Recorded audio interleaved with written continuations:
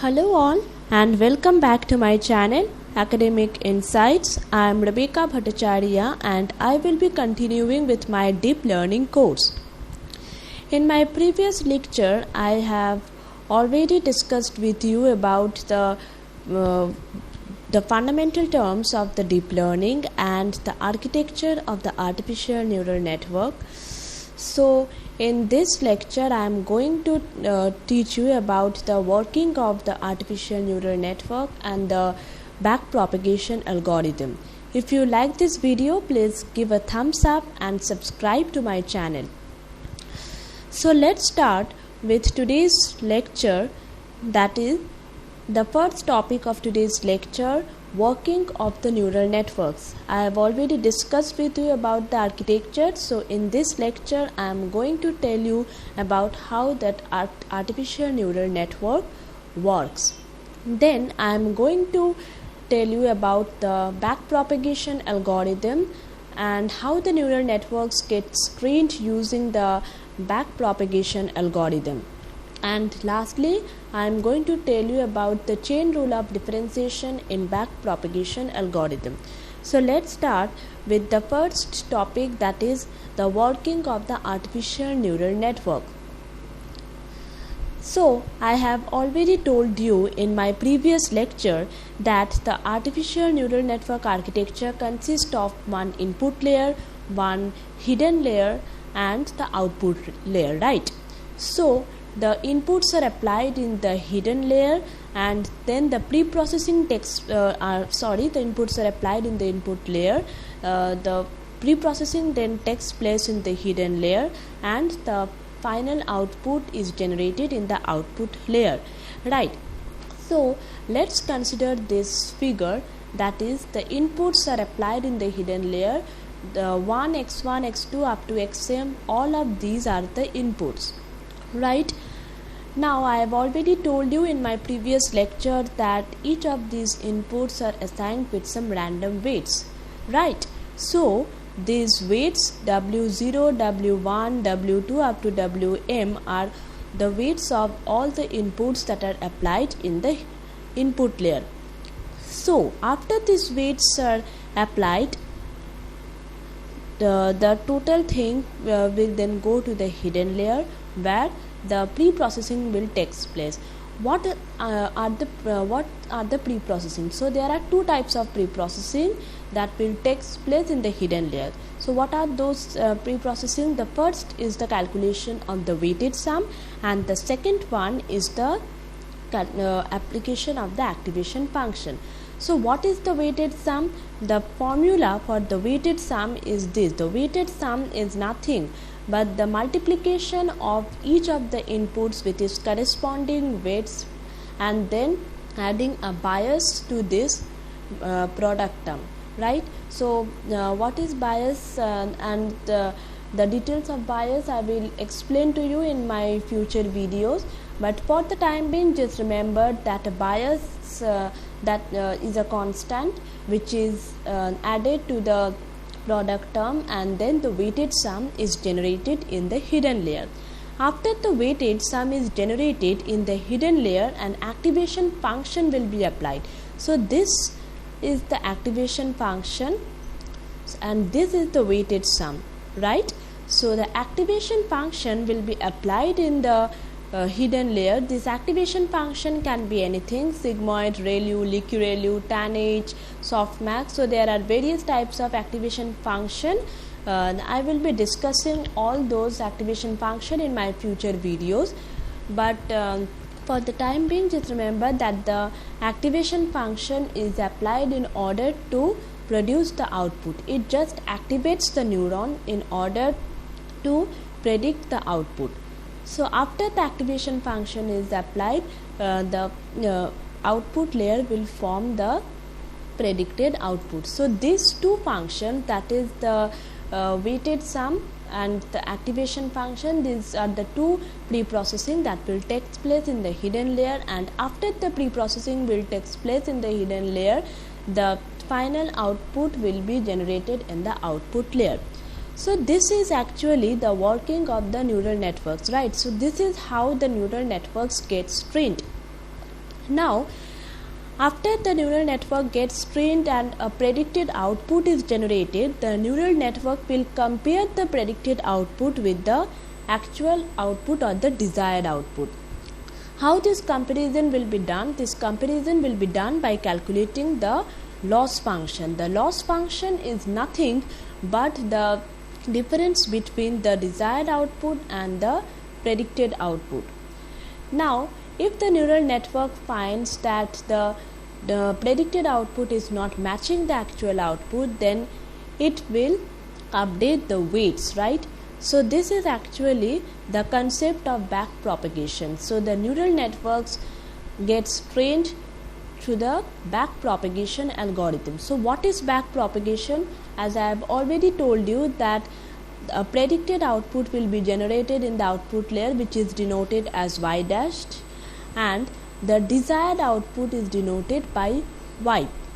Okay, so after that the loss function will be generated, which is the difference between the desired output and the predicted output.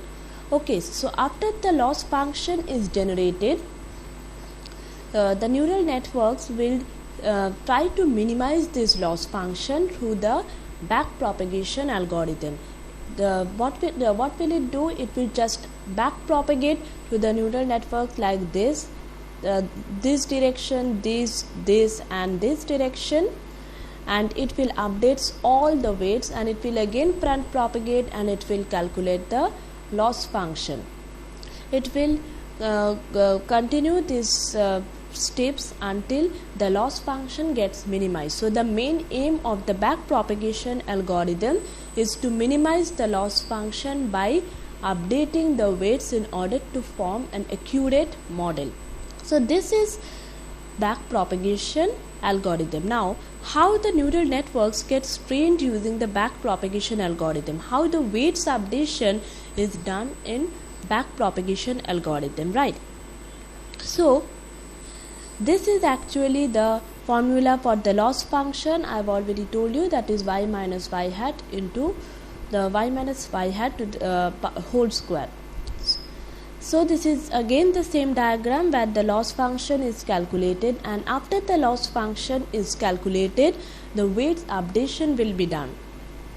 Okay, so the formula for weight updation is given by this, that is Wn new, that is the new weight or the updated weight, equal to Wn old, that is the old weight, that is the weights that are already initialized, minus eta del L by del Wn. Here eta is actually the learning rate. So this is actually the learning rate. I will be discussing about the learning rate, that the various concepts of learning rates in my future videos, but just remember that learning rate helps us to determine how much the weights will be updated in order to minimize the loss function. So it helps the neural network to determine how much the weights should be updated so that it can minimize the loss function.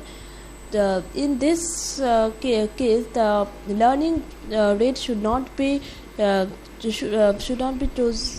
too high nor too low, because if we choose the learning rate too low, then the training will be very slow, and if we choose the learning rate too high, then it will show some undesirable divergent behavior in the loss function.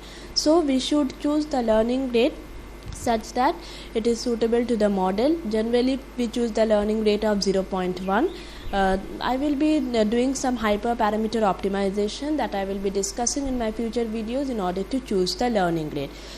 Now after the learning rate, we have to multiply this learning rate with a derivative term. So this is actually the partial derivative term, that is the derivative of the loss function with respect to the weight, that is del L by del Wn. Now consider this equation. Wn new, we have to find this term Wn new, right? Wn old is already known to us because some weights are already initialized to each of the inputs. So Wn old is already known to us, minus eta is already known to us because we are choosing the eta or the learning rate according to the model that will be suitable for the model. The only unknown parameter in this equation is the partial derivative term. So we have to find the partial derivative term. After finding the partial derivative term, the neural network will just follow this equation. It will just updates the weight. It will again front propagate in order to calculate the loss function. So our main aim now is to find this unknown parameter, that is the partial derivative term. So how you will find this unknown parameter? This unknown parameter can be found out using the chain rule of differentiation in back propagation. So how this chain rule of differentiation works in neural network? Okay, so let's consider this figure first. So this is actually our input layer, that is the input layer has two neurons.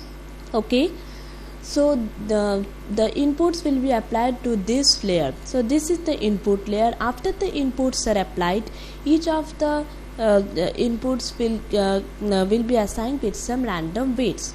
Okay, so let us consider that W1 and W3 are the weights of the input from the first neuron of the hidden layer, and W2 and W4 are the weights of the input from the second neuron of the input layer, right? So after the weights are assigned to each of these inputs from the input layer, this then goes to the hidden layer. So here are two hidden layers, that is this is the first hidden layer, that is hidden layer, and this is another hidden layer. Okay, so this is actually the hidden layer. There are two hidden layers in this case, and the final layer is the output layer. So after the weights are assigned to the inputs of the input layer, it will go to the hidden layer, where the various pre-processing, that is I have already told you about the two types of pre-processing, that is the calculation of the weighted sum and the application of the activation function will be done. And after the pre-processing is done, then output will be generated, right? So let us consider that O1 and O3 are the outputs from the first neuron of the hidden layer 1, and O2 and O4 be the outputs from the second neuron of the hidden layer 1. So these outputs will again then act as input to the second hidden layer. So each of these outputs will be assigned with some weights again. So W5 and W7 are the weights of the outputs O1 and O3 respectively, and W6 and W8 are the weights of the outputs O2 and O4 respectively. So after these weights are assigned, these outputs will then act as input to the hidden layer 2. After going to the hidden layer 2, the same pre-processing will take place, that is the two types of pre-processing will take place in the hidden layer 2, and after the pre-processing takes place in the hidden layer 2, the output will be generated. So O5 and O6 are the outputs from the hidden layer 2.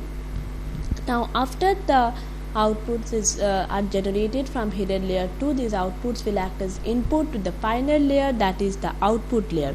So again weights will be applied, will be assigned to each of these outputs. Say W9 and W10 are the weights of outputs O5 and O6. After these outputs go to the output layer, the final output, that is O7, will be generated, which will form the loss function, or the predicted output, that is the Y dash. So this is actually the concept of the neural network working in this diagram. Now let us consider that I want to update the weight W5, right? So as per the diagram that equation that I have already mentioned here, that is W5 new is equal to W5 old, because the W5 was already initialized So W5 volt will have some value minus the learning rate. We will choose a learning rate. So now we have to find this derivative term, that is del L by del Wn. Now how we will find this derivative term? Now let us consider that this y dash is the predicted output, which will help to find the loss function, that is y minus y dash whole square, right? So this loss function is actually getting affected by this output O7. If you see this picture carefully, then you can understand that this loss function is actually getting affected by this output O7, because it is due to this output O7 that the loss function value is being generated. But this output O7 is again getting affected by the output O5 and O6 also. I will consider the case of O6 later. First consider the case of O5. Okay, so the output O7 is getting affected by the output O5. Again, the output O5 is getting affected by the output O1. Now this output O1 has the weight W5. Okay, so now let's consider this equation, that is del L by del W5 or del total error. We can also consider the loss function as the total error. So del L by del W5 is equal to del total error by del O7. Why? Because I have already told you that the loss function is getting affected by the output O7. So del L by del O7 into again the output O7 is getting affected by the output O5. So into del O7 by del O5, again the output O5 is getting affected by the output O1, which has the weight of W5. So into del O5 by del W5. So this is the case for the output O5. Now the output O6 is also affecting the output O7, right? Because O5 and O6 is going to this layer, that is the final output layer, which is then generating the output O7, right? So O6 is also affecting the output O7. So we have to consider this path also, that is O3, O6 and O7. The first expression I have considered the path O1, then O5, then O7, and the second expression I am considering the path, that is O3, O6 and O7. So these are the two paths for the weight for updation of weight W5, that is affecting the output O7. So I have already told you about the case of the output O5. Now I am considering the case for the output O6. So for the output O6, the expression will be del L by del O7 again, because the loss function is getting affected by the output O7, into del O7 by del O6, because here the output O7 is getting affected by the output O6. So del O7 by del O6, and finally del O6 by del W7, because the output O6 is getting affected by the output O3, which has the weight W7. So we are multiplying with del O6 by del W7. Now if we consider these two expressions, we can see that it is actually the chain rule of differentiation. We have already learnt about the chain rule of differentiation in our 11 and 12 standards. So consider the first equation. If we cancel this del O7 and del O5, then we will be left with only del total error by del W5. Okay. Now for the second expression, this is also the chain rule of differentiation, because if we cancel del O7 and del O6, then we will be left with del total error by del W7. So we are considering only these two parts for the W5, that is O1, O5, O7 and O3, O6, O7. Now after considering these two parts, after writing the expression for these two parts, we have to add those two expressions, because both of the two expressions are affecting the final output or the loss function. So we are adding the two expressions in order to find the partial derivative of the loss function with respect to the weight W5. Now you can find the partial derivative of the loss function with respect to any weights. You can update any weight. You can find for W7, W6, W8. You can also find for W1. You just have to calculate how many parts are affecting the output O7. Based on the number of parts, you have to form the expression of the chain rule of differentiation in back propagation, and then you have to add all those two terms in order to find the partial derivative term. Now one thing is that here we are considering the loss function. The loss function is also called the cost function. The only difference is that the loss function works for only one data record and the cost function works for the total number of data records. So both of the things are same, but the first thing, or the loss function, works for one data record and the cost function works for the total number of data records. So this is the main difference between the loss function and the cost function.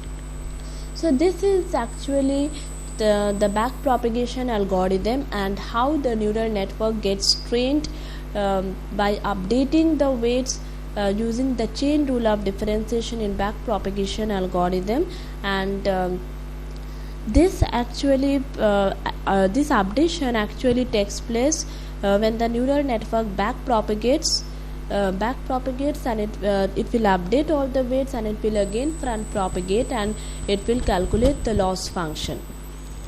So this back propagate and front propagate is considered to be in one single epoch. After certain epochs, the loss function will be reduced. We will find that the loss function will be reduced. If the loss function does not reduce, then we can determine that there is some problem with the learning rate or the derivative parts. So in that case, we have to correct those errors. So the main aim is to reduce the loss function after certain epochs, which can be done by the weight updation formula. In my next lecture, I will be discussing with you about the gradient descent and stochastic gradient descent, which acts as an optimizer in order to reduce the loss function, because in order to reduce the loss function we need an optimizer. So these are actually done by optimizers. So gradient descent is actually a sort of optimizer, and stochastic gradient descent is also an optimizer. So I will be discussing about those optimizers. There are many more optimizers that I will be discussing in my future videos. That's all for this video. See you in my next lecture. Thank you.